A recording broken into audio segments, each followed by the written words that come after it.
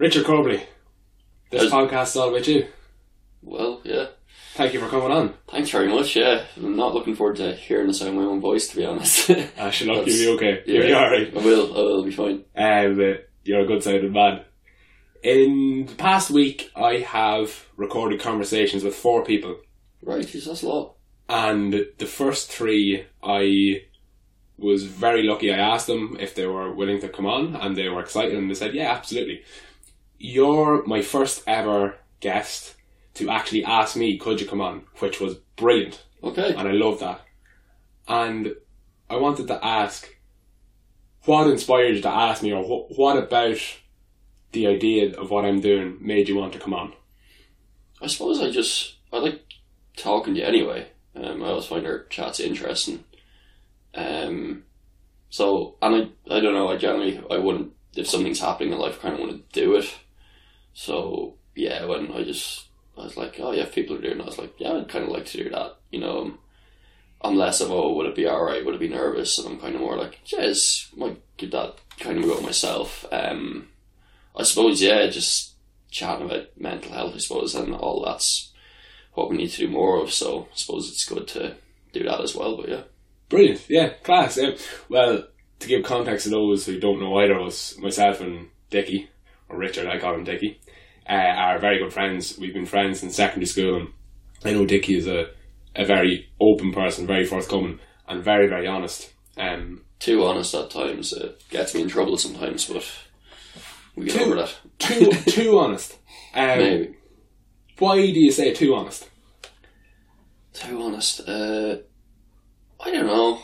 Maybe I'm not actually too honest, but yeah, it's just, I remember there was a few times in school where you're just like, Jez, that's so blunt, Dickie, or something, or just like, yeah, if somebody actually had a bad game, it was like, Jez, you played shite today, or something, like, which, yeah, you probably shouldn't do, you probably should say it to someone else, but yeah. Okay, maybe frame it in a more appropriate manner. Yeah, basically. But yeah, I love your honesty, because I know if I ask you a question, I'll get a very genuine answer. Now, I might need to gear myself up for a verbal slap in the face, but I suppose I think it's a cool part of your character to be able, you're reliable in that regard. Cool. If I ask you something about the podcast, let's say, and what I want is very constructive feedback, and which oftentimes is negative, so I can avoid doing something a certain way.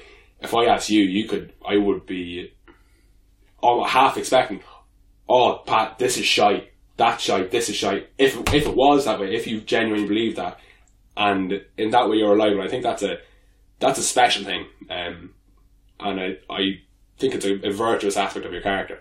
But you mentioned that you obviously you wouldn't want to upset people, so now reflecting on instances like that, let's say I did have a bad game, would you just outright tell me and worry about that later, or would you try and frame it more appropriately? To be honest, in the case of football, I probably wouldn't say anything, because I think it's actually, sport is a good thing like that. I suppose if you play a bad game, you almost always know yourself, like you don't need someone else to tell you. You'd probably be more almost likely to tell somebody who played well, because it can almost be harder to know, or yeah, if you play okay, to actually then hear you played well, kind of thing. So no, probably I wouldn't be like that. Maybe less so, but I suppose, like, yeah, if somebody was like, oh, what do you think of this, or I suppose, as you said, like, I generally would give my honest answer, or do you like this shirt I'm wearing, or something kind of thing, and I might be like, no, I think it's cat, like, but yeah, that's probably more my honesty. Actually, like, the football example was probably a bad one. I know what you mean. Yeah. And you stand out for your honesty, and you're quite an individual character. You're not one to go with other people's expectations, let's say, of what ways somebody might act or even dress, and I love that about you as well. You're very individual, and as well as that, you strike me. You've always struck me as quite an expressive person, and I remember in school you sang, and you've written quite a bit over the last few years about sport. About American life and culture and politics and American sport as well, and I was curious to know from your perspective, what about singing, writing and expressing yourself affects and informs your innermost experiences? Wow, that's a really deep question. It's pretty cool. I suppose, yeah, it's nice getting things down on paper or actually doing things, because I don't know, often I find like when I'm having thoughts, I'm like, oh, this is actually really interesting, but like you're just having the thoughts, so I'm kind of like, well, you should probably try and actually get a concrete experience out of that as well as the fact I just genuinely think singing is fun. I suppose that was probably the main reason I did it. Like, I wanted to join musicals and stuff, obviously for the beers and whatnot. For the ladies. Yeah. So, sorry, beers is a very Navan term from probably about 10 years ago as well at this stage, but yeah. Keeping it alive.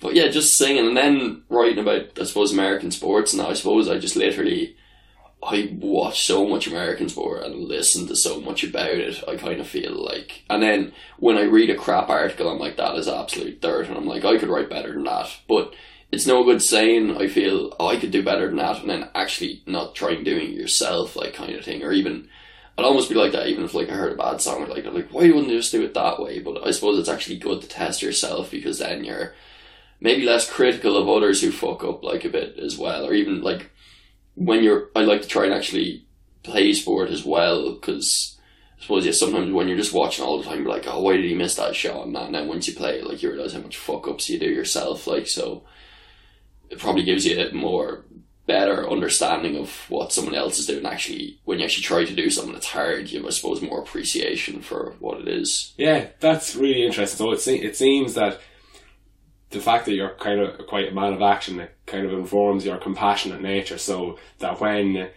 rather than jump the gun and really attack somebody, you try and put that into practice yourself. And if it's more difficult than you originally thought, well, then you can say, oh, maybe I shouldn't judge, that's an interesting way to act compassionately.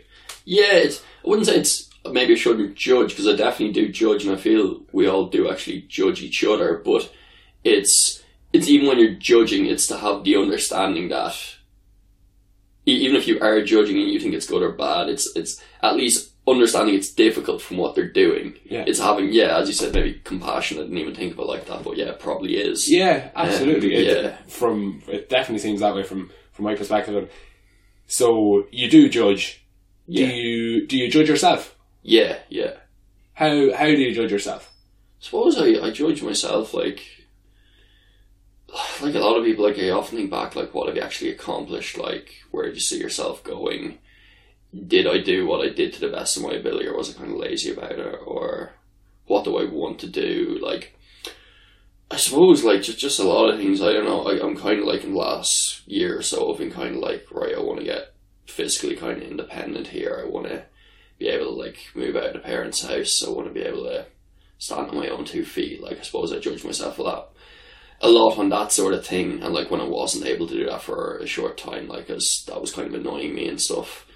So I suppose I definitely feel I judge myself, and then I probably judge myself against others too much as well, because you're kind of like, oh, why can't I do this, and he seems to be doing it no bother, and then you kind of get frustrated with yourself, which is probably not the best way to be, because yeah, we're all different, I suppose, and stuff. But yeah, interesting. So yeah. the example you gave about living at home, why did that, not being fiscally or physically independent, as you put it, why did that frustrate you? Is it because of your age, or your academic experience, or what informed that frustration with yourself? Yeah, so age is definitely one thing. Like, I suppose you judge yourself by your peers, and you're like, well, the other guys, like, and plenty of guys younger than me seem to have good jobs now as well. Like, and yeah. You're kind of like, what do you do? And then you're like, yeah, you have a degree, you're able to talk, you're able to do stuff, like, yeah, why aren't you working, sort of thing. Well, like, it wasn't even I wasn't working, but like, why are you still basically in the parents' house in Kilmaine and Wood, like, and I suppose, yeah, it's kind of like, how do I sort that out, sort of thing. Okay. Yeah. And did you enjoy living at home, or did you dislike living at home? I hated living at home, but that was no fault of my parents. Of course, yeah. Yeah, that was like my parents could do more for me, but I just felt like I shouldn't still have to actually live with my parents, if you know what I mean. I don't know, I suppose that frustrated me. Okay. But, interesting. Yeah. So there seems to be a pressure that you kind of place on yourself. Definitely. I mentioned earlier how, from my perspective, you don't necessarily act by other people's expectations, but yet you make expectations on yourself based on the activities of other people, which is an insight for me, and that is definitely surprising to me. I thought right. if you wanted to leave home, it's because you would have been kind of uncomfortable in the house, or you loved your parents, but you didn't like always seeing them. I love my mother and I love my family, but at the same time I want to be kind of be able to come and go as I please, and when you're at home, that is difficult. Oh no, that was definitely a part of it as well. Like, obviously, as much as you love your parents and stuff, like when you're actually living out on your own, like basically your girlfriend can come over or whatever, or you can drink cans at a stupid time of the day and not be judged. Like, we all have our parents aren't going to be too happy about that. But yeah, like if you have a day off, I happily tuck into some cans at some stupidly early hour. Like, okay. It's not probably a thing which you're going to get judged on, but I like having the freedom to actually be able to do that at this age, like, and stuff. But, and do you think your self-critical nature means that you suffer more than you should?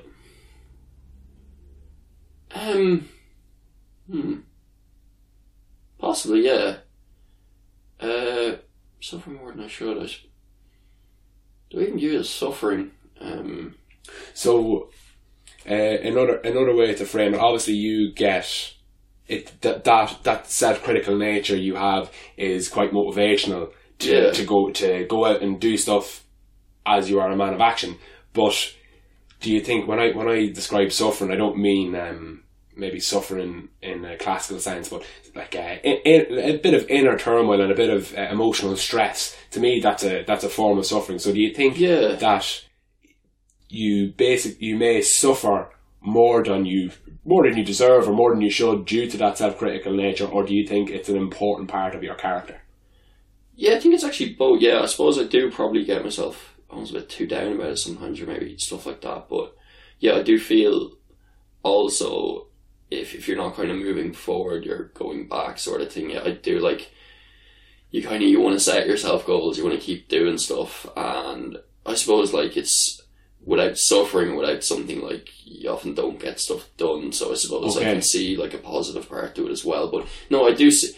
I kind of had it in my head for a while, like that you had to be like almost like, especially like in college and stuff, you'd almost be like, unless I was very stressed, I almost do nothing, which is a bad habit to get into. But yeah.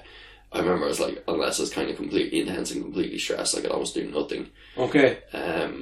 So I suppose it is actually hard, like, to just get a more kind of everyday flow, to just do a bit without actually completely killing yourself, like. But yeah. By the sound of things, suffering is actually important to you. Possibly, yeah. It's something that like you require to move forward, and you don't necessarily see suffering in this context as a bad thing. Yeah, I suppose I don't in a lot of ways. Interesting. Yeah, I think, I'm not sure, I think it's like Nietzsche used to, he had like this sort of philosophy of like that you should really embrace the suffering, that it actually like it makes you a better person kind of in the long run. That obviously I think he definitely took it to like too much of an extreme and eventually went nuts, like, but okay. I think he definitely makes some like kind of points about just you should embrace the suffering, because like I suppose like a lot of like art and songs and stuff which are written, like suffering and like feeling bad is actually a very powerful emotion. Yeah. So like it can bring a lot of good as well if you can channel it, like. Yeah. So no, I definitely don't see suffering as that bad. I think I don't know, I think maybe do we put almost too much of a reliance on being happy all the time now? I personally, happiness is a weird thing. I think the definition of happiness, which most people have, I don't think is a realistic goal. Yeah. It's a strange thing. It's archaic. So depending on what way you frame happiness, I think it's either a good thing, a good and realistic thing, or an unrealistic and stressful thing. So, like, to me, happiness isn't going around with a smile on your face all the time and kind of laughing and never experiencing some sort of classically negative emotion like anger or sadness or fear or anxiety.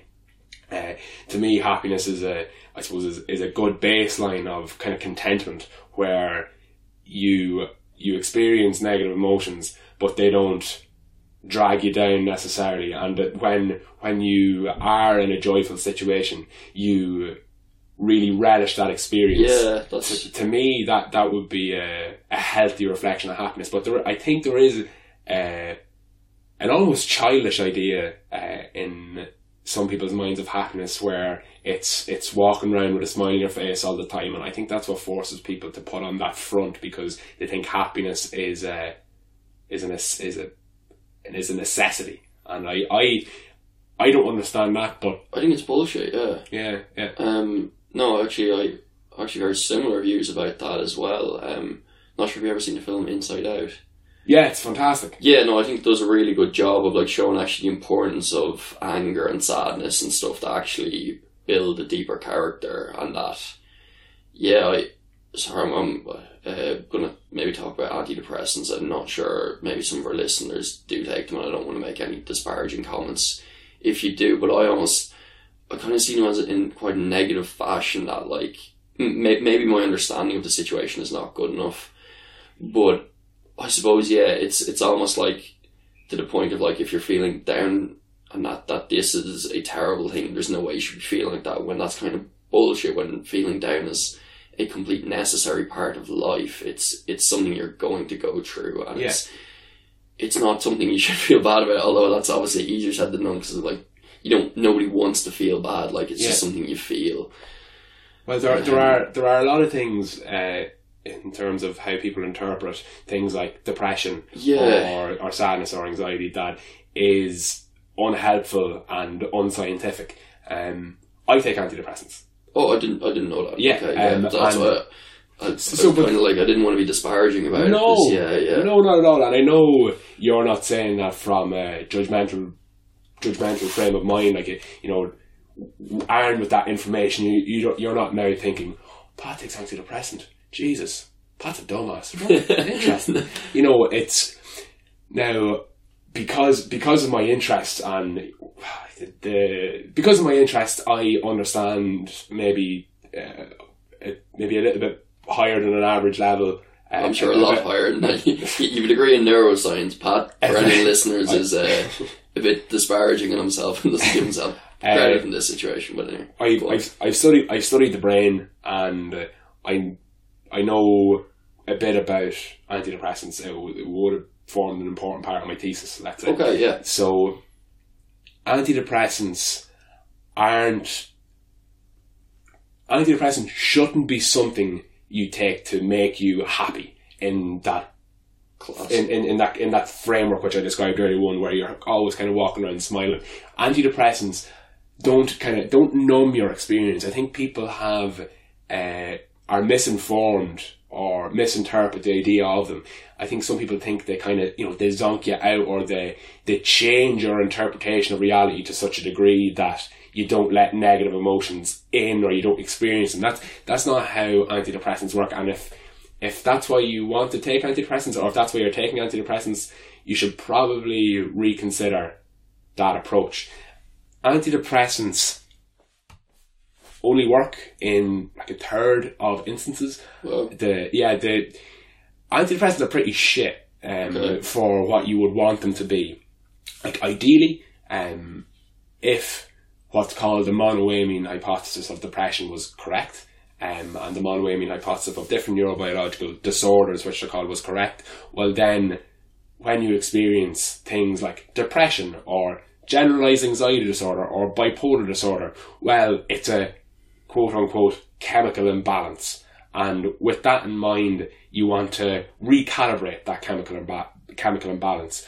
And with this theory, the monoamine which is implicated is serotonin. Okay, so serotonin basically changes the serotonergic transmission in your brain to such a degree where the psychiatrist or the person who has prescribed you the drug, it will alleviate your depressive or your anxious symptoms. Now, I'm sure a lot of what I'm saying sounds like gobbledygook, let's say, and it's kind of because it is. It doesn't really reflect well on the subjective human experience. And, you know, it's when antidepressants do work, it's because they're administered with therapy. And I think it's kind of obvious why therapy works. Because you're working through your mind, you're changing your ideas, you're maybe learning different tools and coping mechanisms to understand your own stresses better. So it's obvious why therapy works. And antidepressants, for a lot of people, seems to inform that therapeutic approach. Also... Can I ask, is there any physical, actual approach to that as well? Because, like, I find, like, if I'm actually feeling shit, like, a good hard run is very, very good. Yeah, absolutely. Is that like incorporated, like just actual physical activities to find it? Yeah, there is research, and there are cases of many people who, when they exercise, they get as much of an antidepressant effect as if they were taking antidepressant medication. Yeah, so exercise is incredibly important for maintaining a healthy emotional well-being. So antidepressants aren't a bad thing. If they work for a person, they shouldn't regret necessarily taking them. They should, I suppose, keep in close contact with their doctor in terms of should the dosage be changed over time, or they should always combine it with therapy. It's funny I say that because I don't go to therapy, but antidepressants basically don't work unless you're doing therapy. And to give extra context to my own specific circumstances, I've taken antidepressants on different courses over my lifetime. Right. And the current course of antidepressants was originally prescribed to me when I was very, very down. And in that instance, I started taking them every day because I was trying to basically attack my emotional state with as much ammunition as possible. So I was going to therapy. I was kind of maybe taking a little bit of time out of college. I wasn't putting some social pressures on myself to meet up with everybody and anybody when I came back from Texas, let's say. So I was just taking things easier, and I was really, really trying to win this battle against depression. Okay, so antidepressants formed an important part of that. So after the therapy, I felt much better. I didn't stop taking the antidepressants because in my own mind I felt, well, I don't want to go back to that place, so I'm kind of going to keep everything the same. Now that's not that's not necessarily the best approach, but that was the approach I took. No, I understand that approach. It's the approach I still take. Now, I do foresee an instance where I will titrate the dosage down and I will stop taking them, and there actually has been many instances over the past year where I've wanted to do that, and then an emotionally salient stressful event will happen, like for instance my granny died, or I was struggling to get work or something like that. So I'd be titrating the dose down, and then I'm like, oh no, but what if I stop taking it and then this really affects me? So I'm afraid to stop taking them, which is all right. Yeah. But basically, I know they're not having any negative effect on myself taking them. At least nothing major. A couple of things I noticed, but nothing major. So I will continue to take them. So I now having told you my own experience and my own understanding of antidepressants, has that change your idea about antidepressants, or do you still hold a similar view to people who want to be happy, what we referred to before I started going on my little rant? Yeah, it's hard to know. No, it's cool that it has worked for you, like, and it's helpful for you. I don't. Sorry to interrupt you. I actually don't even know if it is. I don't know if it's helpful. Oh, but if it is, yeah, I don't want to find out, basically, because I feel like the way I would find out would be if I stopped taking them and then felt bad. I just don't want to feel bad, so I'd almost rather not know. And that is blissful ignorance at its detestable core. That is a bad approach to it, but that's what I'm doing, you know. Which is worth reconsidering, but that's basically where I'm at now. Okay. Antidepressants do work for a lot of people, and the stigma around antidepressants is somewhat linked to the stigma around revealing our emotional selves. So if I could do anything to attack one, well, I think it's good to have a two-pronged attack towards the stigma towards taking antidepressants and also the stigma towards revealing our emotional selves. So that's why I started talking about it. Yeah, because honestly, I'm hugely for revealing our emotional selves. Hugely for, like, as you said, like, I'm a very open person. Like, I like hearing other people's opinions. Yeah, well, why actually are we, I suppose, scared of saying, oh, I'm feeling shit, like, I'm worried about this, I'm worried about that? Because even saying and then somebody else talking to you, like, it's almost always positive. Yeah, that's a very good question, and I suppose I don't know the answer. It takes a significant amount of initial, I suppose, I don't know if strength is the right word. Cormac Ryan, who I spoke to earlier on this week, had a brilliant way of articulating it, and I love it. He describes courage as not kind of ignoring things and getting on with stuff and, you know, succeeding in life without addressing your emotional side. He feels, and I tend to agree with him, that true courage is considering negative emotions, letting them in and almost letting them take over you for a moment, and then the real courage comes from expressing it. So you are courageous enough to allow yourself to feel a certain way, consider it, and then express it. To me, that takes big balls. Whether you're a woman or a man, that takes significant courage. And when I see people like that, you know, forget Arnold Schwarzenegger or any other bodybuilder, their strength is just something which will be upheld, because revealing yourself emotionally is a very, very difficult thing to do. I know that because I didn't reveal my emotional side for, 20 years or something, you know? And because I lacked the strength and courage to do it. For some people, it is easier.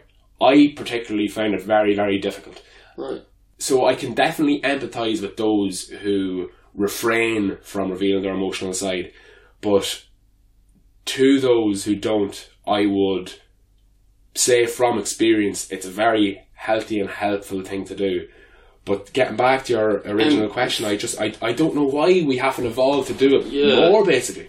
To almost maybe slightly contradict some of what you just said, I don't know, a part of me does feel like just when you're feeling shit about something, actually though, just staying in it and keep doing it actually is a very, very good trait.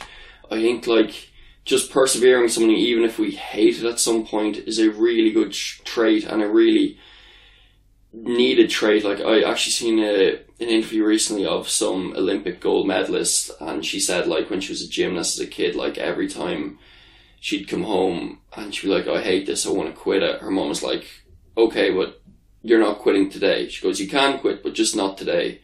You quit when you have a good day at this, and then you see how you did. And, like, she obviously went on to win the gold medal, but it's when you are at the lowest point. But I just feel like just going and keep doing it, and just say, look, this isn't going well, but I do just try harder, and then all of a sudden something goes right for you, or it just doesn't seem as bad, or another day it just doesn't seem as overwhelming. I feel it is very important to, even when things are going shit, it's almost at that point to almost double down and, like, go even harder at what you're doing. I feel that's a good thing in my mind anyway. Yeah, I absolutely see where you're coming from, and I actually don't think any of that necessarily contradicts what I said. Possibly not. I don't know. Because, so, there are picture two scenarios where you have somebody who's an athlete, just basically the exact same scenario that you said, and they're experiencing sincere difficulty,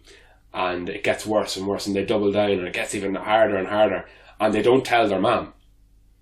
That's where the issue is. I think yes, actually, it's expressing yourself when you're in those intense moments, those emotionally intense moments.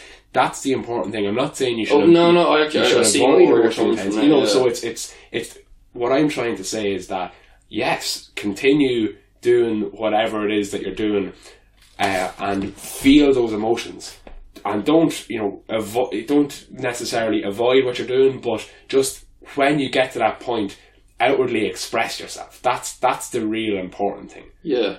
So I pretty much agree with you, just with that extra stipulation. And I agree with that stipulation. Yeah, maybe that part is actually the part that comes easy to me. As you said, like, I'm actually quite expressive. Like, I find it quite hard to hide my emotions or hide anything. Like, if I get angry, I'll kind of shout about things, or if I get sad, like, I'll have a real sad look on my face or something. Yeah. That's one. I have a reputation for having outrageous facial expressions. You do have outrageous facial expressions, which won't come across. Yeah, on podcasts, not the greatest medium for that. But that's not necessarily always been true. I would have been quite adept at hiding my emotional self for basically those 19, 20 years I referenced earlier. So that's kind of a learned behaviour on my behalf. To use the cliche, wear my heart on my sleeve a lot of the time. So, like you said, I'm quite animated. When I'm angry, I'm angry. When I'm frustrated, I'm frustrated. When I'm happy, I'm happy. When I'm laughing, I'm not hiding my laughter, know. And I cry, for instance. When I'm very sad, I will cry. And it's no big deal.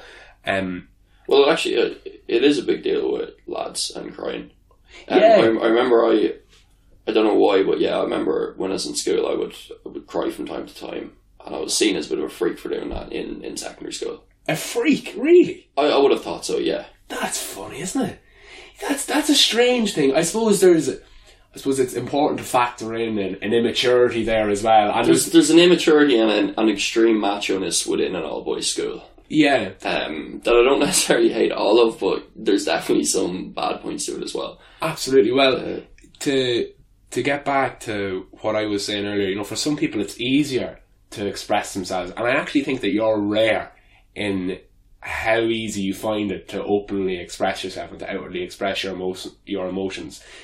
It's, I suppose, it's more typical to find that very difficult. And hearing what you're describing, your experience in secondary school in St. Pat's, where we both studied, it was that more typical attitude which resulted in people thinking, oh, yeah, Dickie's real. He's real weird and he's a freak. Whereas kind of on the inside, they're like, he's crying because he's sad, and being sad and crying kind of makes sense. But not when you're in company. That's really weird and freakish, Whereas they just maybe they lacked that inherent character strength which you had, which was being willing to outwardly express yourself. I lacked it. Right. Yeah. I wonder where exactly that comes. Because that the idea of actually not crying, it's in a lot of cultures. Like, I remember when I was a kid, we used to get this guy over from Belarus. He came from an orphanage in Belarus, and it's not exactly sure what his family circumstances were before that, but really, really nice guy, real funny guy, actually very emotional, only around other kids though. He would completely hide all emotions in front of our parents. Wow. After a couple of years, he very much opened up to Dad. He would come working on the farm and stuff, and he really did quite open up to Dad. But I remember, if any parents' visitors were open, he had an amazing skill to just completely vanish out of the room. Or just, if he was in a shop with Dad or something, Dad said he saw him a couple of times, and he would almost just vanish into the walls, just almost not to be seen. And I remember we were all kids, we'd obviously fall, and I remember you'd be grabbing balls out of hedges and stuff, the football. And I remember one time he almost fell through a hedge and got his entire leg cut open. just loads of little thorns and that, he'd bleeding, and he just goes, ah. Yeah. He had this ingrained ability, or it was, he wouldn't get seen, but yeah. There's a weird culture of people who want kids seen but not heard, and I'm not 100% sure what that's born from, but in relation to, what was the Belarusian guy's name? Maxim. In relation to Maxim and people like him not expressing themselves or being born from an environment which they aren't allowed to express themselves, I think that comes from maybe a misinterpretation of the virtuous stoic character, let's say. And to my understanding, a stoic character has a relatively unchangeable emotional baseline. So they're quite considered when they experience negative emotion and positive emotion. So, and they're quite mindful about it. And I think, imagine being the parent of that child, or imagine being the people who worked in the orphanage looking after that child. You uphold a stoic character as virtuous, and you see similar characters in today's world, like for instance, let's say a Zen master Buddhist who's at one with the universe and never really changes his expressions based on his environment. And you want to bestow that attitude upon your child or the orphan who's in your orphanage, and you just do it in the wrong way, and you attack the child for crying or throwing a tantrum or being sad or acting out, instead of doing what I see as the more appropriate thing of allowing the child to express those emotions, trying to help them understand them better, and don't punish them for outward expression. Congratulate them for that and try and rationalise that with them. Yeah, cause I suppose, like, when I'm saying, oh, it's so good to be emotional, to show your emotions, stuff like, to kind of contradict myself, like, I often think, like, if you have, like, a difficult situation in life, or, like, I don't know, for a town or for anything, or, like, a money issue or that, and if people kind of come in screaming and shouting about the situation, it doesn't do a whole pile of good. Like, even though it's saying, like, oh, it's great to show your emotions, like, in that situation, yeah, I suppose it's not really a practical thing, and actually they're just sitting down and kind of making a list and saying, okay, we have to do this, this and this, is actually a better thing. And I think maybe people confuse just being a little bit more sensible with showing no emotions, which I see that as actually a completely different thing. Like, yeah, like just kind of being calm and collected is an emotion as well. Like, I don't see why, if you're in that state sometimes, why that should also mean that you never show your emotions. Like, I think that's kind of bullshit. So yeah, I see what you're saying. Yeah, like, it's interesting that you refer to calmness as an emotion, which yeah, in my mind it pretty much is. And so you're allowed to express that emotion, but you're not allowed to express something else, which is just anathema to the human condition as I see it. It's important to express every sort of emotion and to try and rationalise it. But yeah, I think it's important to reflect also on those parents who want to imbue that stoic nature into their children by realising that they're obviously well intentioned. They want the best for their children, or they want the best for the people that they're looking after. Yeah. But I just don't think that the best way to go about it is to say, now young Johnny or now young Jessica, don't be crying. You're crying, you're a big girl or you're a big boy now. Crying is for babies. Yeah, you know. Sorry to interrupt there, but I remember a few years ago, myself and Pod, your friend of mine, were on holidays, and there was this like Canadian American ice hockey player, and I was mad to talk to him because I love American sports and all that. And after a few minutes, like, actually, this guy seems like a bit of a douchebag. Like, he was basically saying, like, I always tell my kids, like, never cry, suck it up. And I just said to him, I was like, they could be saying that to a therapist someday. And he just completely shut up, like, with this. He didn't know what to say. But, like, it does seem to, like, be definitely a cross cultures, like, because I was talking about, like, obviously Maxim, he'd be, like, Belarusian. I think that's definitely sort of a thing in Eastern Europe. But, like, there's definitely in America. And I know, like, that's definitely a thing, like, Japan and stuff. And I presume it's in Africa and the Middle East as well. I'm pretty sure there's a lot of... We know it's here. Yes. Oh, we know it's in Ireland. Yes, yes. So, yeah. No, it seems to be a pretty universal thing, that, I suppose. Yeah. That maybe... I think my take home from what you're saying there really enforces an idea I have about the human condition. You know, when we're studying English poetry and English literature at Leaving Cert level, you know, our teacher might tell us about the human condition. Oh yeah, they really articulate the human condition well here. To me, the human condition means the whole wealth of human experience. And that's a shared thing. You know, someone from America is human, they experience the human condition. Someone from China, human condition. Japanese, it doesn't matter where you're from, we all experience the human condition. So I suppose it is part, to my understanding, of the human condition to want the best for those we care about. Yeah. And wanting the best for those we care about is brilliant, but of course that can get infected by a bad idea or a bad approach. So that American ice hockey player, I don't doubt his intentions for 1 second. He probably wanted to imbue a strength in his kids. Like, yeah. You know, don't cry. Crying's a sign of weakness. Whereas, you know, that's just, like you said, they could be saying that to a therapist years later. Yeah. Not that going to therapy is a bad thing, but going to therapy because of bad parenting is something that you would want to avoid for your kids, you know? So, yeah, I empathise with that guy, because I would have seen crying as a sign of weakness in the past. Now I kind of embrace it and I realise it as a healthy thing. But getting back to something you said earlier, you mentioned being down in the past. So unfortunately this was missed in the recording, and I'm gonna ask you politely to recount those experiences again, if you don't mind. Yeah, I suppose, like, feeling down can mean, like, a lot of things. Like, I suppose, like a lot of people, there's just plenty of mornings where you're just like, why the fuck do I have to get out of bed? It'd be so much nicer to just lie here.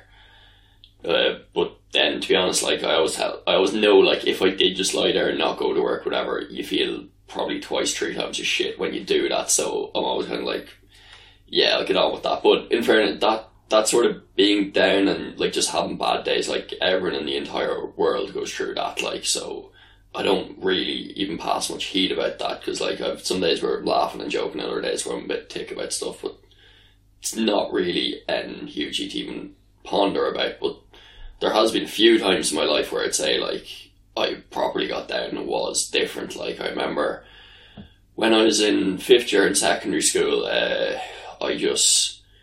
I think it probably was an actual physical illness, like, which then had repercussions on my mental state. But I remember I just remember getting a really bad rash at one point, like, which basically covered my entire body, and that was never fully figured out what it was. Like, I was coughing and a few different things, but it was never properly diagnosed. I don't know, but definitely one symptom of that was that I just felt really, really down. And, like, for months, like, maybe from, like, July to, like, March or so, like, feeling fairly shit almost all the time, like, and getting to a point where I'd be worrying, like, will I ever feel happy again? Like, will I ever feel myself again? And I suppose I didn't do anything particularly special to actually get over that. Like, I suppose you were talking about therapy and stuff. I'm lucky when you're saying I'm good about expressing my emotions, but there was numerous occasions where I'd break down to my mother. Yeah. Basically, I'd tell her, basically, I'm just feeling crap on that, and we'd talk about it, and I'd always feel better after it, but the feeling better would only actually last a certain amount of time until you kind of feel shit again. But I suppose it was a relief to always tell her these things. But yeah, I suppose just knowing somebody's there for you is good. But yeah, I didn't do anything particularly special. Like, I just kind of kept going to school, kept doing things, and I didn't go from being down, really down, like, as I would say I was legitimately very, very down, to being really happy, like, overnight. It was actually a slow enough process where I would kind of think about things. I'm like, am I happier? Yeah, you'd almost start to think, like, am I happier? Am I well, when something good, when you're kind of starting to get out, you're like, oh, am I happy? Does this mean I'm back to normal? Like, this kind of going on in your head. Okay. But I suppose, yeah, that wasn't, like, even though, yeah, I possibly wasn't back like my most happy or whatever, like, or what I was in like other years, but it was better than what it was, and you have to be patient about that process. That's going to take a while. And I remember it took like but I remember like at one point in sixth year when it was said it was going out, but it wasn't going out with this girl. Basically, we dated for a little while, and then she said she wanted to end, and it was completely fair or whatever. But I remember even like when she was telling me, and after I was like, oh, this is so shit. But then I was kind of like, I actually don't feel that down about life. I was kind of like, yeah, it's like a few shit things that happened or whatever. I was like leaving her studying and that, but I was like, yeah, to be honest, like I don't feel almost internally down. Like I just feel like this is kind of more in a shit day realm of experiences rather than my life's actually like how can everything positively. Like I was like, I'm probably going to feel good in like a week or two again. Like, and that was a real relief. But it was a definite type of being down which I hadn't experienced before, and it's a bit of a weird one, I suppose. You mentioned sorry to interrupt you, but you mentioned the time frame, July to March, which is long for a start. But when you say March, was there any sort of catalyst? I know you said it was a gradual healing process, but was there anything that really informed that around that new year, kind of February, March period, to make yourself feel better? I fundamentally feel the weather is actually very, very fucking hard on us in Ireland, and maybe in other like kind of Nordic countries or whatever.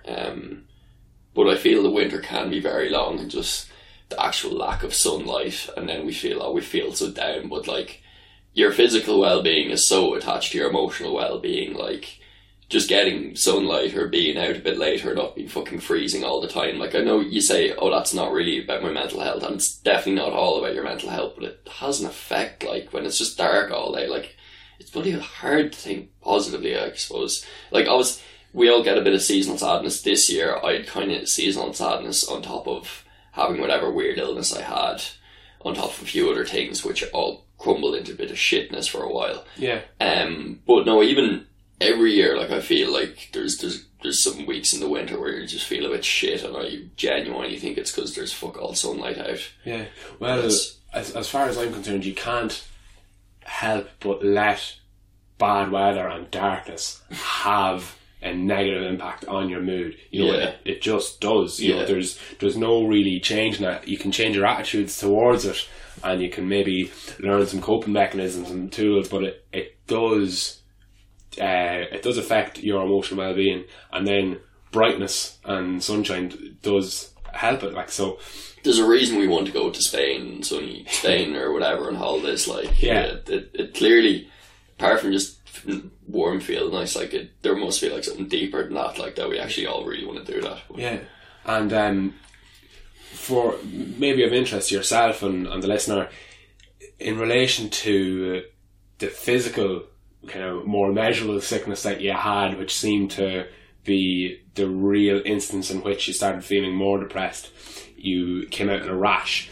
And a rash is on the surface, and it's a response to inflammatory markers being activated. So basically a rash is a sign of inflammation, okay? And there's an interesting theory about emotional suffering and depression which involves inflammation. So for instance, imagine you have tuberculosis or you have a really, really bad flu.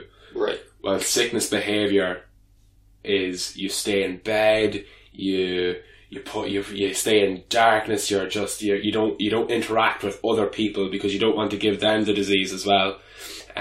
You are very withdrawn, you're secluded from the rest of the group. If you're talking about, historically speaking, people with illnesses were divided from the rest of the healthy tribe or the healthy group of people, and it would seem that sickness behaviour is very similar to, say, depressive behaviour. So it makes perfect sense to me why a bout of depression, if you want to call it that, or a time where you were particularly down, came hand in hand with an instance in which you got a rash and you had some weird coughing symptoms, so that makes total sense.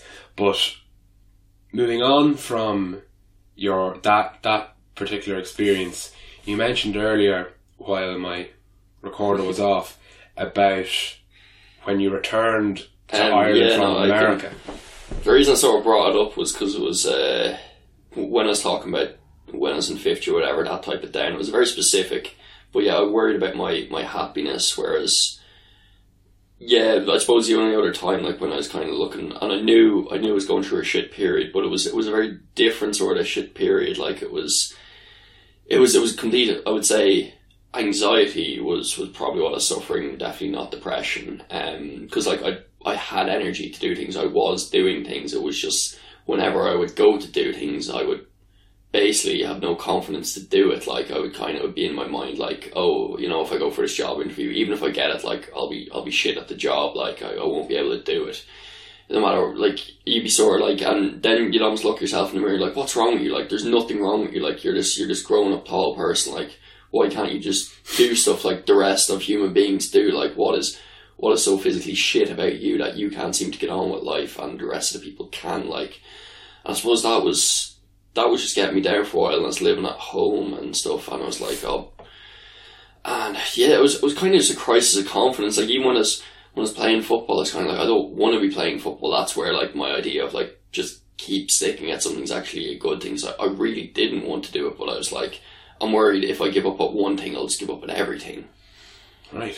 And I was kind of like, I was like, I know this is a shit period. I was well aware of that, but I was like, this is something I kind of have to persevere through. Yeah. And in a way I did. Thankfully, my brother told me about like a springboard course, which is these like courses you can do for free, basically up in NCI or other colleges. Like they're very much geared towards, I suppose, computers and stuff, because there's such a lack of computer skills. But I had taken a deep interest in analytics after being in America, which ironically the interest I've taken in was actually from the company Cambridge Analytics, which is obviously very topical right now. But I remember I was unbelievably impressed with all this information Ted Cruz had for his primary voters.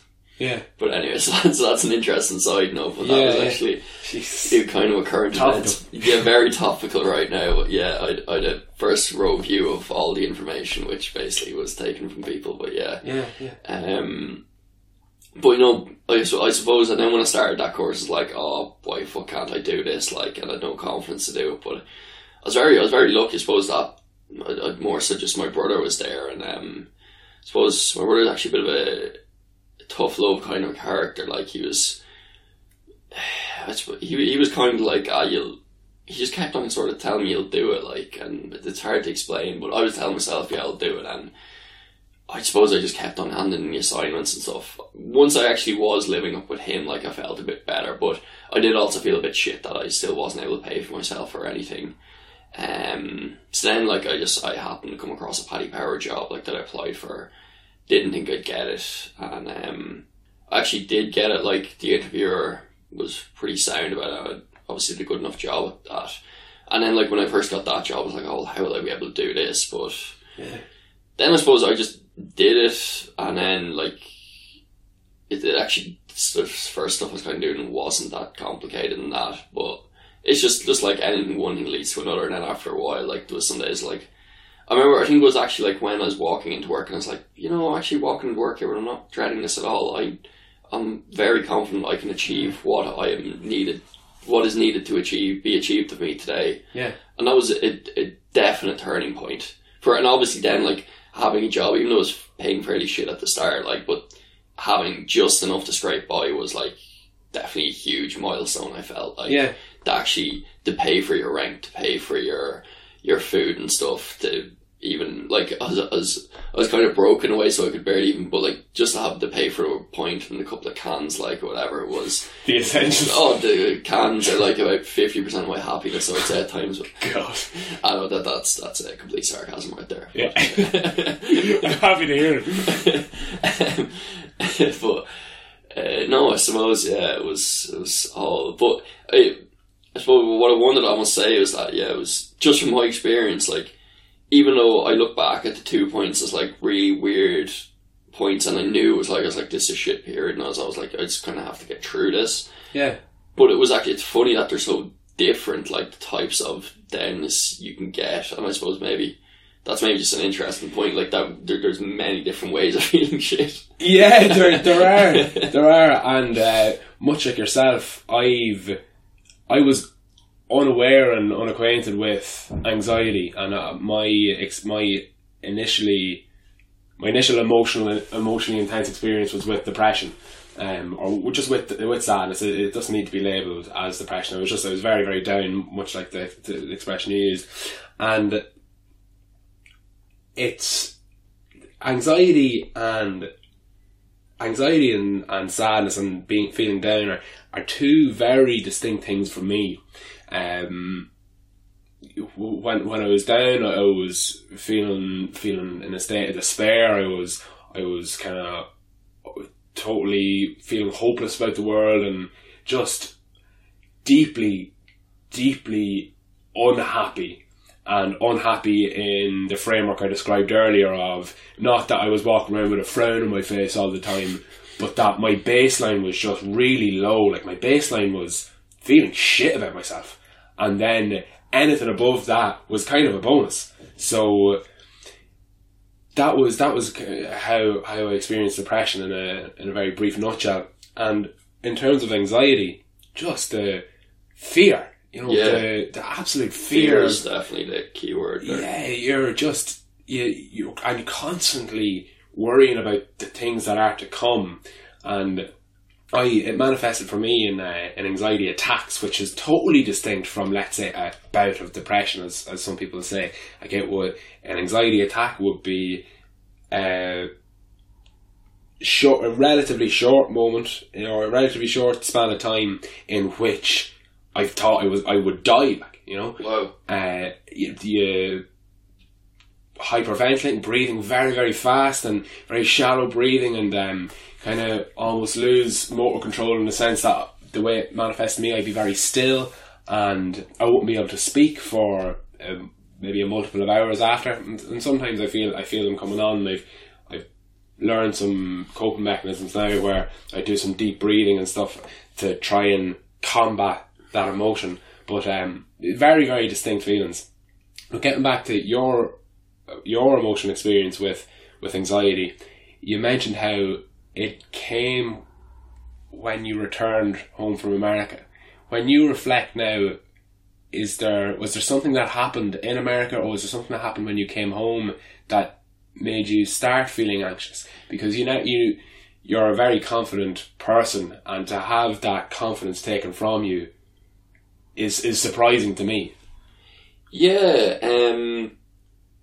I suppose it's maybe less than any one individual experience. I suppose I'd kind of looked up to America. Well, not looked up to America, but like just followed sort of everything about it for years, and I was like, I have to get there. And I possibly even had a kind of an image in my mind that I would go to live there. Okay. Like I was like, I love American football. I love a lot of things about the culture over there and stuff. Maybe I was less so since I spent a year over there. Yeah. I do still love plenty of things about it, but plenty of stuff pissed me off about it as well. But I suppose, yeah, I had this expectation that I was going to go over there and I was kind of going to conquer everything. I was going to be an all amazing experience, but in reality, a lot of the time I was making absolutely dirt money, like we're really, really fucking scraping to make a living and having to ask home for a few quid here and there, which really, really got my goat. Yeah. That felt so shit, like doing that. Yeah. But yeah, so I just had this experience, and then like when I realised like that I wasn't basically going to get another visa to stay on, because you need like a specific skill and stuff, and basically I was working with like congressmen and lobbyist groups and stuff, which is pretty like important stuff and that, but it's mainly just writing little memos and stuff. So some of the times like my writing, so I have dyslexia, so like little spelling mistakes and that was often like, they were sort of like, oh, can you cut that out and stuff, and I was like, yeah, I'll try my best. Yeah. Eventually my last job, I just told your man, I was like, look, I honestly actually I do reread all this stuff. I was just like, there will be spelling mistakes, I am dyslexic. And he's like, oh, I didn't know that. And I was like, yeah, possibly should have told him that earlier. But yeah, I suppose that's just another thing. You're kind of like, you feel like if you tell these sort of things, then you're going to be viewed as, oh, that's nice, but no, we're not actually going to take you, kind of thing. So yeah. I never would bother mention that in an interview just in case they're kind of like, oh, is this guy just like not going to be as good, therefore we shouldn't hire him. Yeah. So I suppose that was an issue, and then like to actually just have to come home and then like, yeah, I suppose just be living at home and stuff. And like obviously there's just you're living in Washington DC, like you're passing like the Lincoln Memorial and stuff like most days, and like going by Congress and like just passing all these and like passing by really important people, like, oh, there's Paul Ryan in the hallway kind of stuff. And that sort of thing. And the cows in Kilmaine and Wood. The cows in Kilmaine and Wood, like, I was just like, yeah. So naturally there's going to be a bit like, that's going to feel shit. But yeah, it was, I definitely did take a hit to my confidence of, oh, why the fuck wasn't I able to like do a class over there and stuff, like, well, why am I just like back here now even after that great experience? But a few things spring to mind.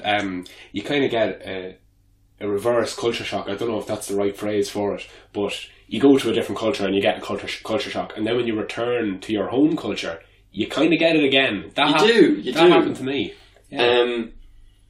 So actually I think this might have happened to both of us, but I remember basically, so anyone who's never been in Erasmus might not know that Erasmus is maybe like the best thing ever. Like it's, to be honest, in my experience, maybe it was different years, you did not that much study, like, well, or the college was very easy, to be honest, to do from my experience. And like I got to do a load of travelling in the middle of Europe. I was living in Vienna, which it's actually just been named the most livable city in the world for the 9th year running, and I can completely see why, because the trains are really cheap, beer's really cheap, everything runs on time.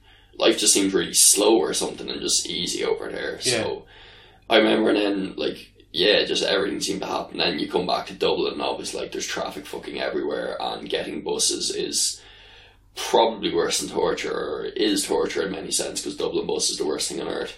So you really feel like it. Oh yeah, I could have an entire hour podcast now about Dublin bus, but anyway. Another time maybe. Another time maybe. I think that would just be, I just sound like an old man ranting. But anyway.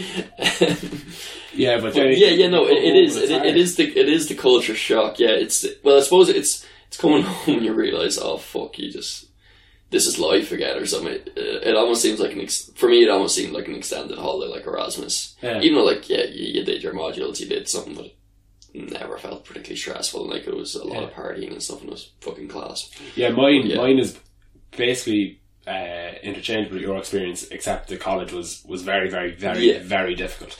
But you know that's a non sequitur. Do you meet any nice girls over there? Just the one. It's mad to think that, you know, I went over there and was thinking to myself, I'll make a few friends here and then I'll come home and have the crack back here and nothing much will change. But I obviously have a long-term girlfriend now, so you know, for me going abroad was a great thing for my confidence. And I came home with a much greater confidence then, having been away. But it can make you anxious also for all the reasons you described, and I did experience that too. It wasn't all rosy when I came back. It wasn't like, oh yeah, I had a great experience for the year, now I'm ready to relish life in Ireland again. It's just not. It's not as simple as that. But I've been curious with this for a long time with yourself and with some other friends I have too. So you mentioned earlier that you're dyslexic. Yeah. And we share a lot of the same friends from school. And I remember in school we used to give you so much abuse for being dyslexic. And it was all in jest, and it was all quite funny. It was 100% in jest. Sorry, I'll let you finish the question. So yeah, cheers. Stop interrupting me. I'm only messing. So you know, we'd corner you with chairs and make you spell dinosaur, or you know, threaten to beat you up if you didn't sing. You know, stuff you're literally laughing about now because it's funny. But when I reflect on it, I think, wow, that is so harsh. And I remember my own experience where people would do things in a similar jest with me. I used to suffer in silence quite significantly, you know? And how did you respond to that? And how maybe... why are you surprised by how I experienced that kind of thing? And how did you respond to it? Yeah, I don't actually know, but this is... For some reason, when that stuff was happening, I never felt like there was any underlying hatred. And I completely understood that. And no, because I remember, like, I definitely have experienced, like, in life that I would get quite upset, like, at a little comment or something here or there. But I would generally have the feeling that person didn't like me. Okay. Whereas I knew what all you boys, I was, like, underneath it all, like... I remember somebody, like, telling me before, like, sorry to name drop, but somebody was like, oh, Connor Sheridan hates you. And I was like, Connor Sheridan 100% does not hate me. Yeah. I was like, he will kick the shit out of me, but he 100% does not hate me. I was like... It's a hard one to explain, but like it is the case, like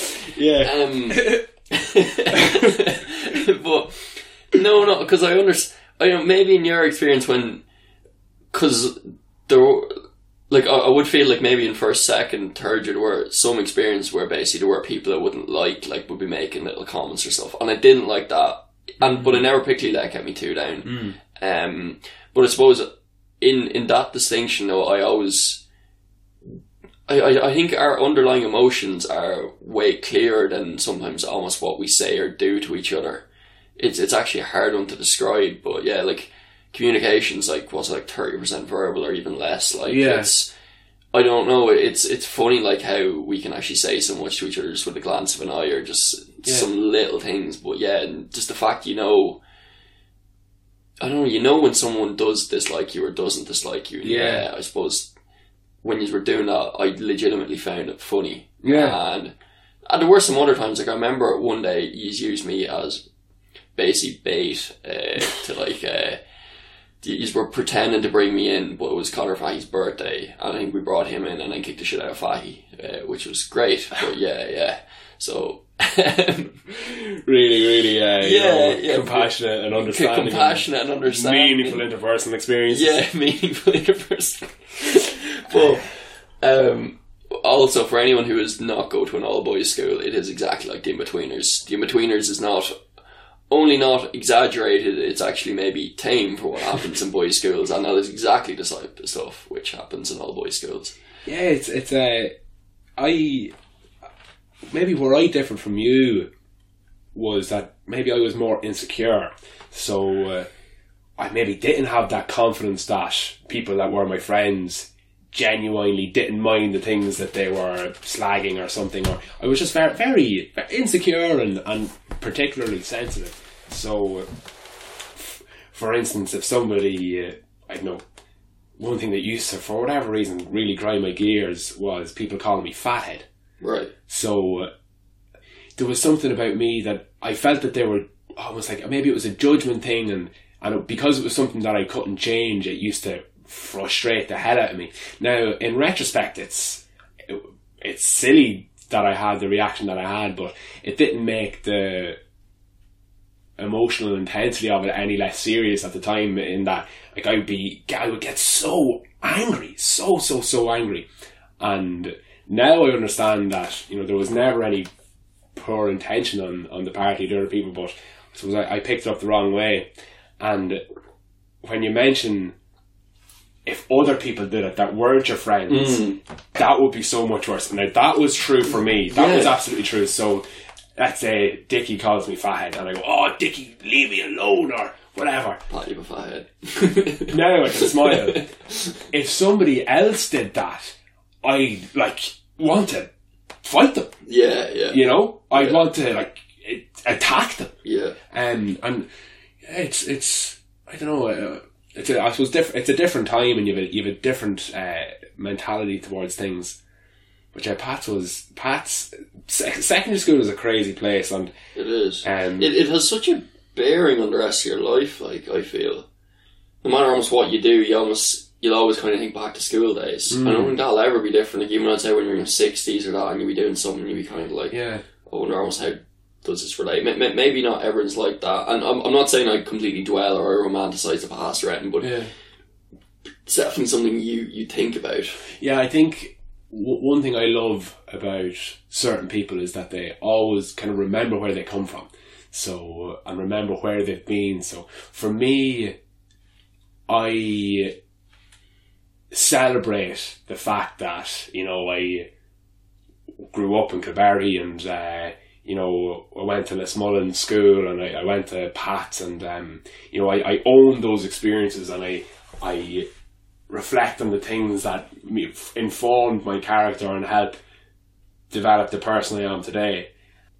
So I suppose secondary school those years are such formative years. Now, I actually hated secondary school. Oh. I despised it. Really? Yeah. Now, I will never forget those years because they were very informative and they really helped construct the person I am today. But the experience I had during those years was quite tumultuous. You know, my teenage years were quite difficult. Yeah. And secondary school was a part of that. You know, I'll never forget St. Pat's, and I'll never forget my experience there, and I'll reflect fondly upon the friends I've made and that have persisted to the current day and undoubtedly will persist through into the future. But at the same time, I'm not going to lie to myself and say, oh, it wasn't a class. Jesus, I'd love to go back to those times for a week and just go to class. You know, that would be crap for me. I would also have no interest in that either, but Yeah. I feel like that about a lot of life, like, you do something and then you just kind of have to move on. So I was saying earlier about the springboard course I was doing. Like, I remember, like, when I left college, I was like, oh, this is so shy, actually being out in the real world, like, and I'm sure a lot of people get that experience, like, you have so much more responsibility and stuff. But then I remember, like, when I had, like, the first week of that springboard course, and I think there was, like, someone was like, come to this college event, and I was like, oh yeah, cool. And then I was there and I was just like, no. I was like, I'm completely past this in my life. Yeah. I was like, no, I'm not sure if I just really, like, want to go to this club or whatever right now. I don't know. And it was sort of a realisation, you're sort of like, as fun as that time was, you're past that time now. Yeah. Like, it's... And I feel, when you're saying that about secondary school, like, I always feel like, once you've done it, and I can, personally, I look back with fond memories, but I would never be like, I want to go back there, Yeah. promise to ever. Like, Yeah, it's something you've done, but yeah, you've done it, like. This might seem a little bit out of context, but it's another thing that I wanted to mention to you. Over the course of our conversation, you come across as somebody who's very hard on themselves at times.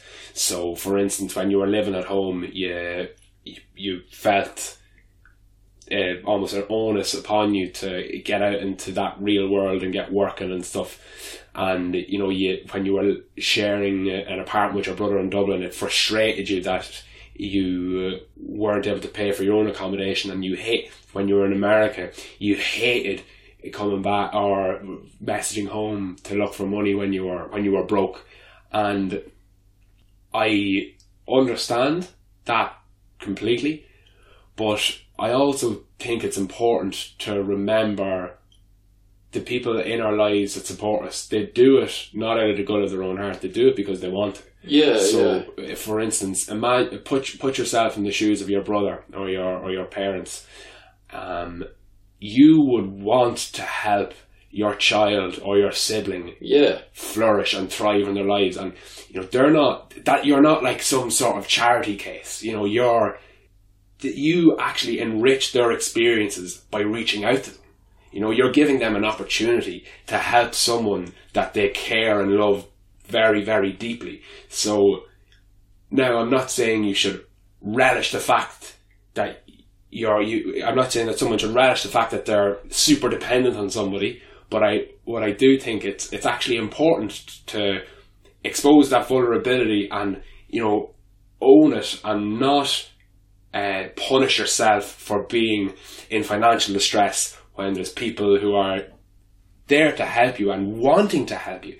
And when there's people that, like, if you're looking for somewhere to live, you talk to those that you know care about you, and you're giving them an opportunity to actually feel good about, you know, helping out their friend, their sibling, their son, their daughter, you know, it's the people in their lives that matter. Yeah, no, it's... Yeah, I suppose, like...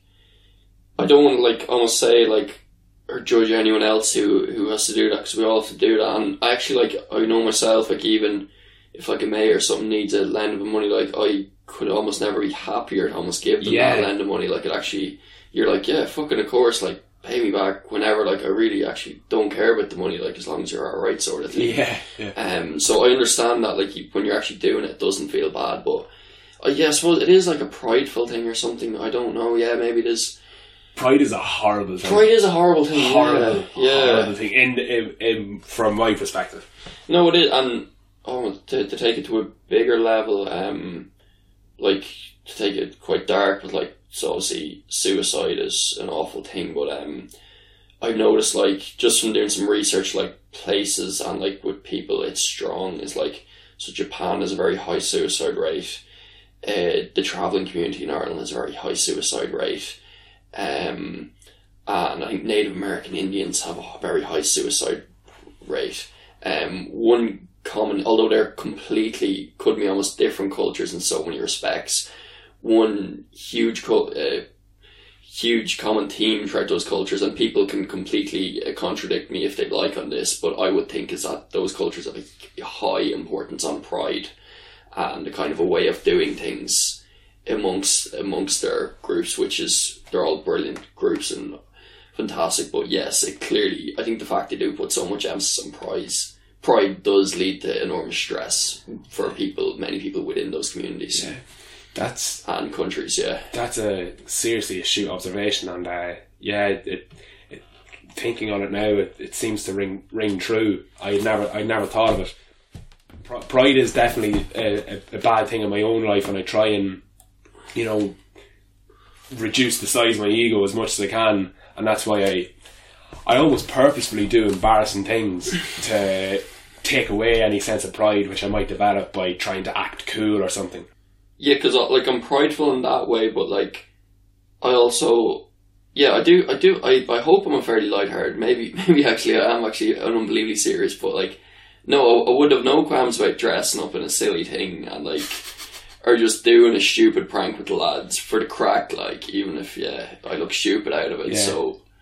obviously pride is a funny thing, it's many different folds, but sorry, go on. I uphold humility as a virtue over far greater than anything like pride, and I think the more humility a person has, the more understanding they are of other people, and the more they strive for things like equality. So you don't think you're above anybody else. You have the humility to understand that we're all in the same boat. We're all experiencing the human condition. We all have shared experiences, and nothing necessarily makes me particularly special other than the fact that everybody is, if that makes any sense. I wouldn't qualify you as a serious character in my own mind. I think you are serious in that you care about things and you have certain distinct interests, but you have things that you joke about constantly. And I think that's a fun aspect of your character, and which I actually, in a funny sort of way, I take comedy very seriously, if that makes any sense. With the fact, like, I think if comedy is allowed to flourish, I almost see that as almost big a pillar within a country as, like, fucking proper courts or something, like having comedians, like, say in, like, a place, like, there's a good documentary The Economist did recently on, like, this satirist in Egypt who was basically ripping the piss out of politicians, but, like, say something like The Onion or War for the Whisper News, like, the fact that they can actually, like, rip the piss out of politicians, and, like, even though, just to make no bones about myself, I'm, like, a member of Fine Gael, but, like, I like the fact that they will rip the piss out of the government. I think that is fucking huge for a country or anywhere like that a person has the right to basically take the piss off the supposed most important man or woman in the country, like, and...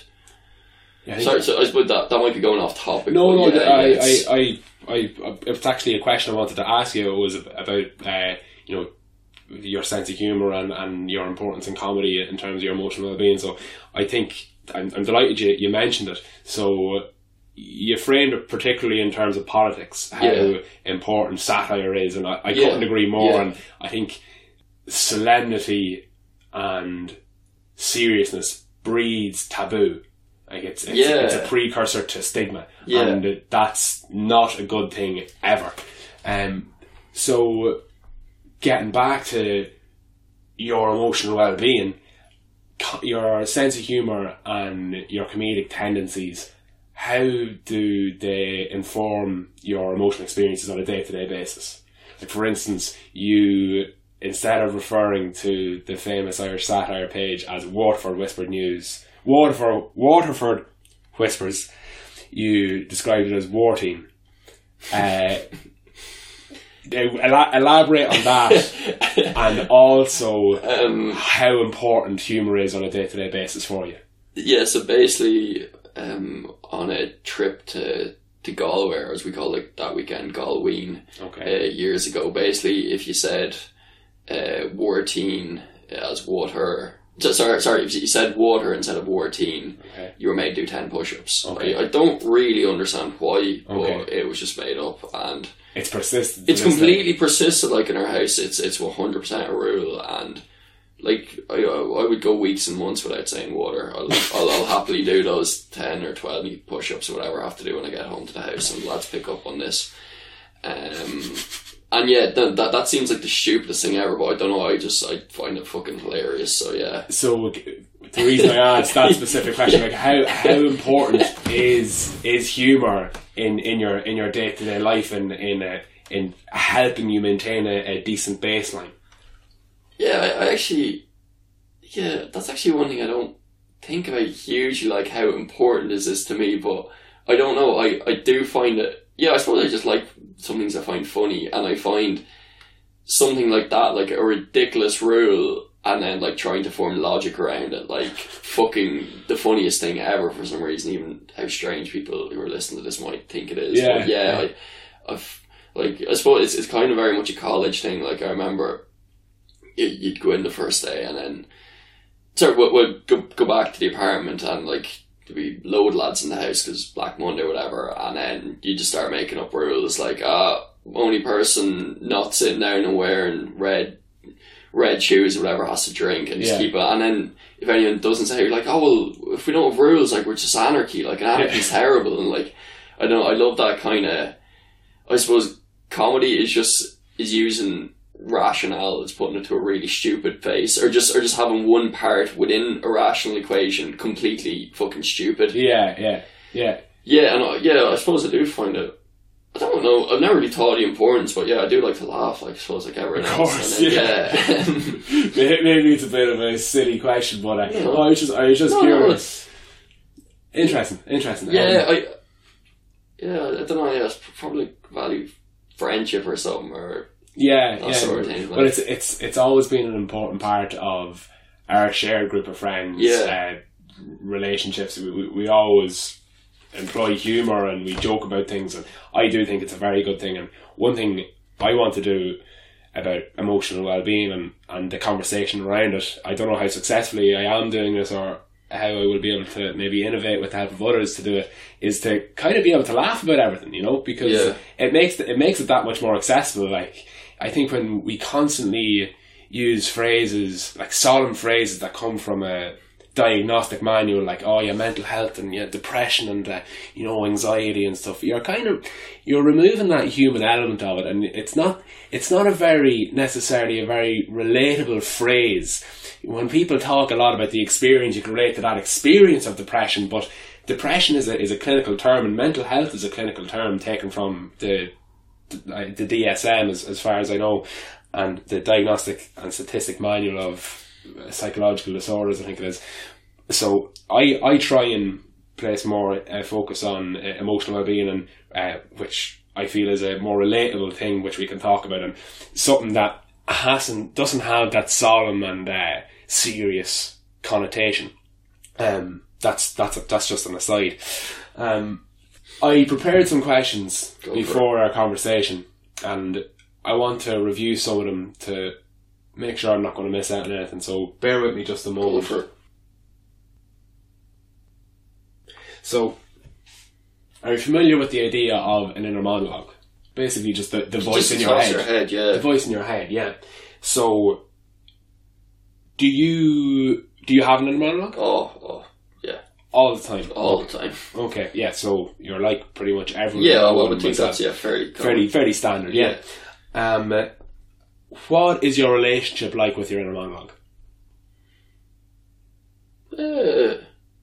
Yeah, as I said, like, apart from like that anxious phase of my life and stuff, it's generally actually fairly good. Yeah, I try and I suppose think of just big questions or something, and then try and rationale or if I was going to talk to this person, how would I go about it? And it's, I suppose, yeah, it's just like that. Yeah, I'm just always trying to like think of different things. That, yeah, it could be some futuristic thing or some history thing or sports, or like how would I go about explaining this, or okay.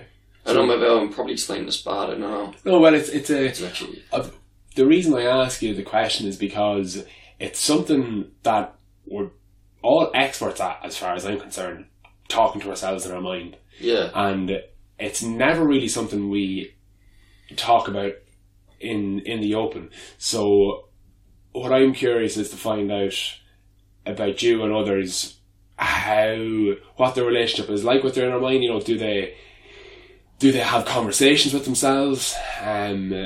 Does the inner monologue judge you? Do you separate your mind from your inner monologue? Is there ever any moments when your inner monologue is silent? And how would you like your inner monologue to develop or change or grow? It's just something that I'm quite curious about. Well, yeah. No, I suppose my inner monologue is me. Yeah. Actually, I suppose I've often grown up. Sometimes I have an inner monologue where I'm like, I almost feel like let's just explain what's happening here to a child or something, or like or somebody who's never like seen this before. Like, how would I explain this kind of? Okay. And I'd start, but no, I would say it's fairly positive. Like, no, I'm never particularly hating on myself in my inner monologue. Okay. Like, no, sometimes it has to be a bit in the morning, like, get up, you lazy prick sort of thing. Yeah. And there's a bit of that, but like, that's, again, it's not particularly negative. It's more just like, come on, let's just not do that. Let's just, or do it better, kind of, or it's like that. But no, it's not particularly like, oh, you're a loser and like that. It's, no. Yeah. Interesting. I suppose, yeah, no, I'd say it's relatively positive, or just like kind of just me being me inside, like. Yeah. Well, one thing my relationship with my inner monologue is quite similar, and one thing I try and do is quieten it during my meditation practice.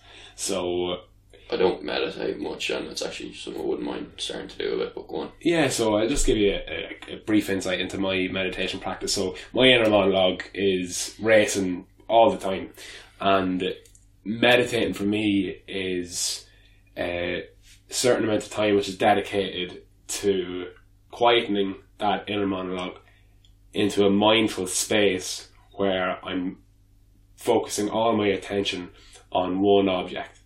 In my instance, the object I use is my breathing. So I sit down, upright back, hands on my knees, and take deep breaths and try and focus all my cognitive energy on my breath. And the moment my inner monologue starts speaking or thinking about something else that isn't my breath, I try and notice that phenomenon and come back to the breath.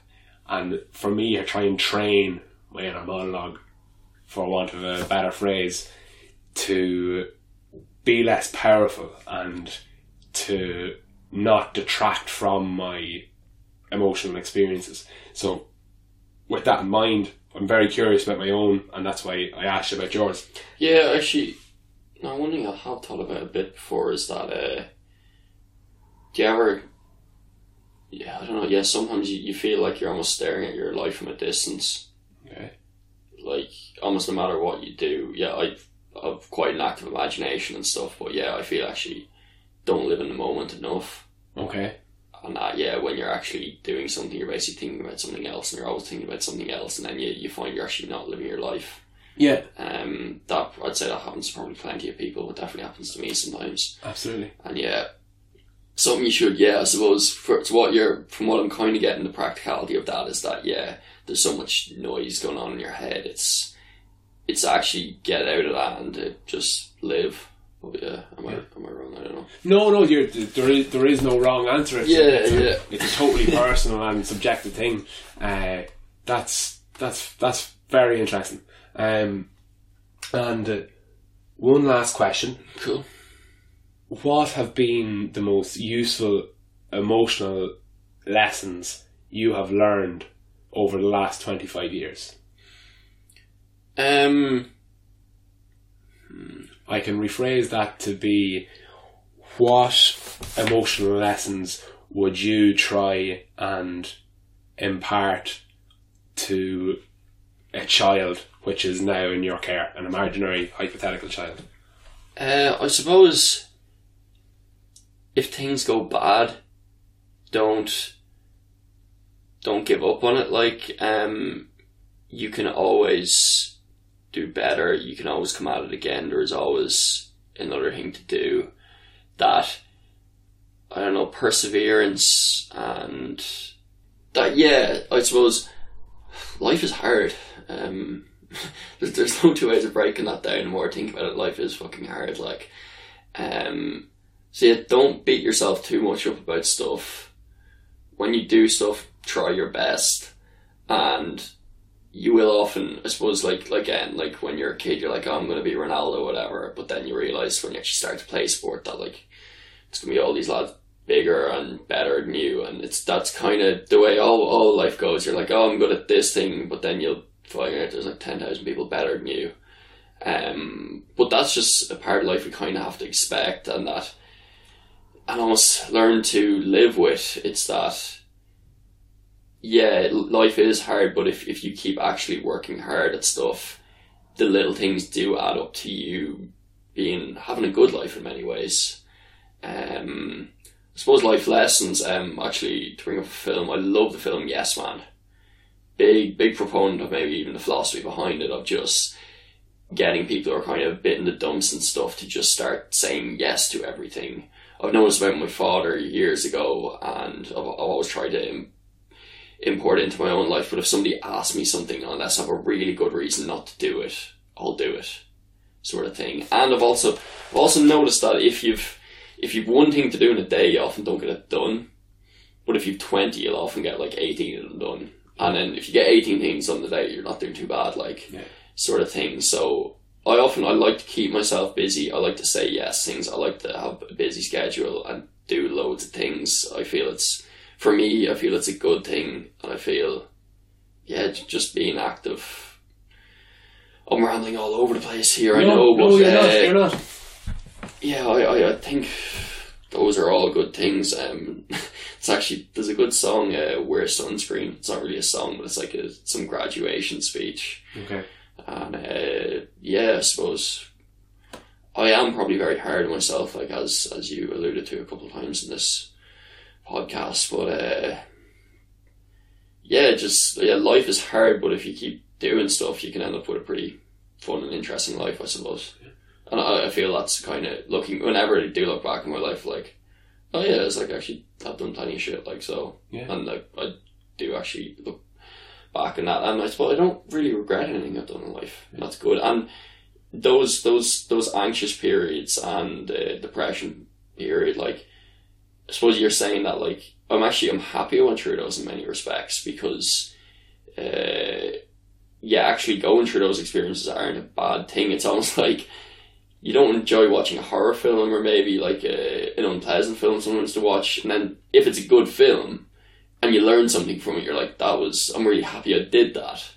In some ways I would kind of look at those experiences like that, like, as you said, it allows you to feel empathy, it allows you to know stuff. Because I remember actually, I was kind of almost, before the fifth year, I remember one time in third year, I was almost like, I was like, the sort of suicide are like very important. I was like, how could anyone do that? That's just pure like awfulness and like they're this, they're that. But I suppose I understand it. It's more you just kind of get into a place or whatever, and then you just go down and down.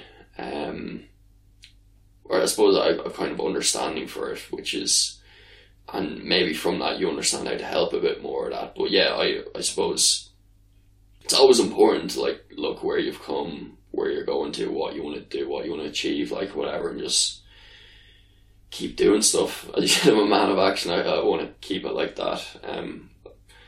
As I said, like even if I don't become particularly rich or particularly successful, like I want to have a lot of different experiences and to not look back in years to come and say, what the fuck did I do at that point? Because I suppose I fear in many ways not doing stuff. I fear of looking back and regretting stuff that I didn't do, more so than I fear, say, seeing your pet snake earlier. I didn't want to see that pet snake out, but when you put it out, it's just like, let's just deal with this. It's actually an animal, not anything else. I was like, yeah, kind of. So I suppose I want to experience stuff, and nice. I know that's sound like a hippie douchebag right there, but no, that's good, Dickie. That's it. Listen, thanks very much, Richard Corbally. Right. This podcast is all about you. Thank you very much.